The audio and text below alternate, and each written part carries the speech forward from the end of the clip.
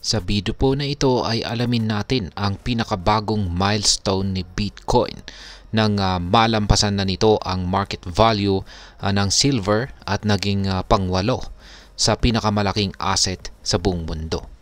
Ngayon ay may market cap na po itong $1.77 trillion at patuloy pa itong tumataas. Kaya ayan po ang siyang ating pag-uusapan sa video na ito. Pero bago po tayo magpatuloy ay nais ko lamang po munang bigyang linaw ang aking disclaimer kung saan ang nilalaman po ng video na ito ay hindi po ito isang financial advice. For education and information purposes lamang po ang layunin nito. Yan. Unang-una ay ano nga ba ang market cap at bakit mahalaga ito? Sa mga hindi po nakakalam, ang market cap o market capitalization ay ang kabuuang halaga ng isang asset base po sa presyo nito sa market.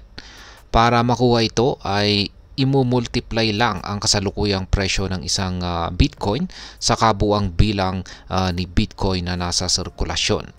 Sa kasalukuyan ay umabot na ang Bitcoin sa $1.77 trillion na market cap.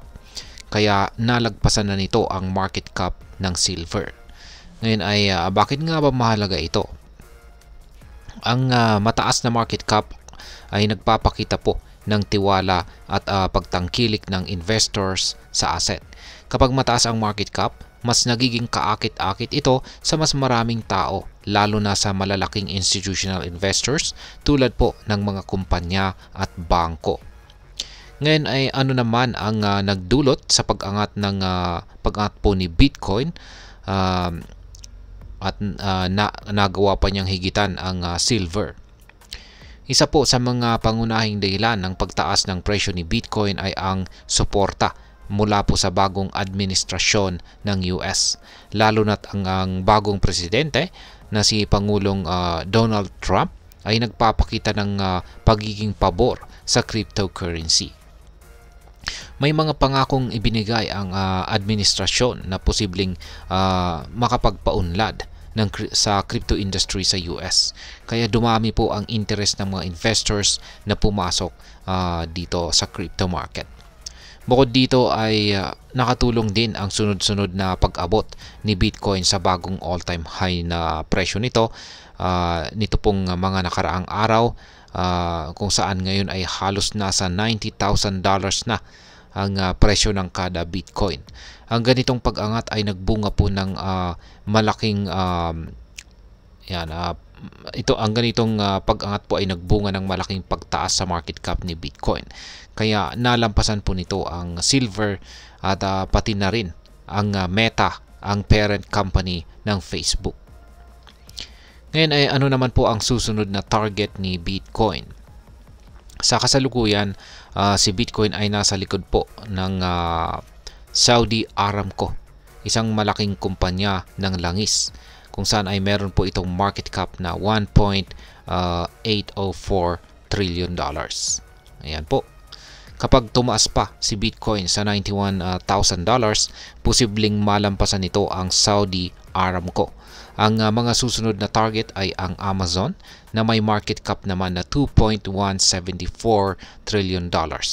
At Google, yan, sunod na rin si Google na may $2.216 trillion.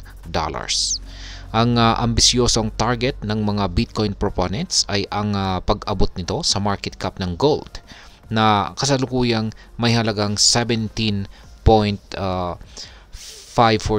trillion. 10 beses ang laki kay Bitcoin.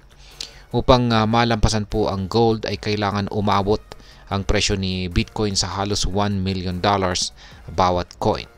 Kaya habang mukhang malayo pa ito ay may ilan na naniniwala tulad ng dating Twitter CEO na si Ginoong Jack Dorsey na kaya itong mangyari bago matapos ang dekada na ito. Ayan, ngayon ay ano naman po ang posibleng maging epekto nito para sa atin bilang mga Pinoy crypto traders at investors. Ayan, ang paglampas po ni Bitcoin sa silver ay maaring magbigay ng kumpiyansa at pag-asa. Ipinapakita po nito na si Bitcoin ay hindi lang isang speculative asset, kundi isa ng mahalagang bahagi ng global financial system. Habang tumataas ang market cap nito, mas tumitibay din ang reputasyon ni Bitcoin bilang isang digital gold na maaari ring gawing alternative store of value. Ang ganitong milestone ay isang paalala rin sa mga Pinoy investors na habang may malaking potensyal ang crypto, hindi rin nawawala ang volatility o pagbabago-bago sa presyo nito. Kaya't mahalaga ang pagiging responsable sa pag-invest. Ang pag-angat po ng presyo ay maaring magdala ng profit or kita para sa mga matagal nang nakahold ng kanilang Bitcoin, pero para po sa mga bagong papasok, maaring maging mas mabuting pag-aralan pa ang market at intindihin ang risk bago po mag-invest. Ngayon ay ano naman po ang aking masasabi tungkol dito? Para sa akin ay ang pagkakalampas po ni Bitcoin sa silver ay isang makasaysayang tagumpay para sa cryptocurrency bilang isang buong industriya. Patuloy po na tumataas ang pagiging popular at pagtanggap po kay Bitcoin sa iba't ibang bahagi ng mundo. Habang mas marami ang pumapasok na institutional investors at nadaragdagan ang pagtanggap sa crypto, mas nagiging matatag si Bitcoin sa kabila ng kanyang volatility. Gayunpaman, ang mga bagong investors ay dapat na maging maingat at huwag padadala sa hype. Laging tandaan, pagdating sa crypto, mahalaga ang kaalaman at tamang diskarte. At ayun, hanggang dito na lamang po tayo sa video na ito mga ka-crypto. Sana po ay inyong nagustuhan ang aking paliwanag sa video na ito. Kung inyo po itong nagustuhan, pakiclick lamang po ang like button nito. Marami pong salamat sa panonood. Ingat po tayo lagi at God bless po sa ating lahat.